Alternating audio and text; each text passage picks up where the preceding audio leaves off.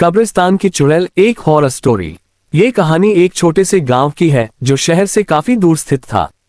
गांव के बाहर एक पुराना और सुनसान कब्रिस्तान था जहां हर रात अजीब घटनाएं घटने की अफवाहें फैली हुई थीं।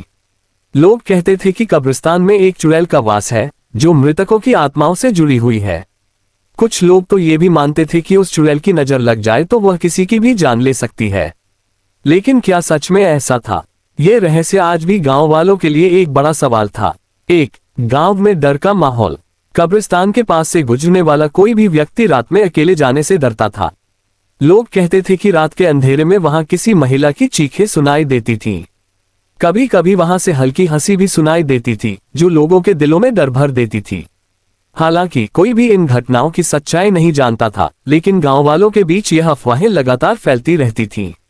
2. राकेश का साहस। गांव में एक युवक राकेश था जो इन डरावनी अफवाहों को सिर्फ बकवास मानता था। वह निडर और साहसी था और हमेशा ये सोचता था कि गांव वालों का डर सिर्फ उनकी कल्पना का परिणाम था।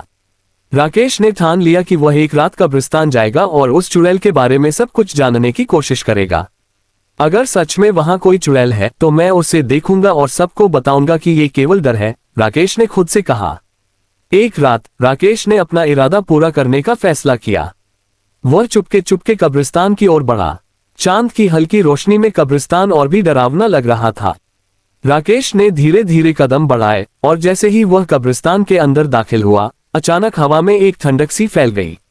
उसे ऐसा महसूस हुआ जैसे कोई उससे घूर रहा हो। 3. कब्रिस्तान में अजीब घटनाएं। राकेश जैसे ही कब्रिस्तान के बीचों बीच पहुंचा, उसने सुनी, तुम यहाँ क्या कर रहे हो?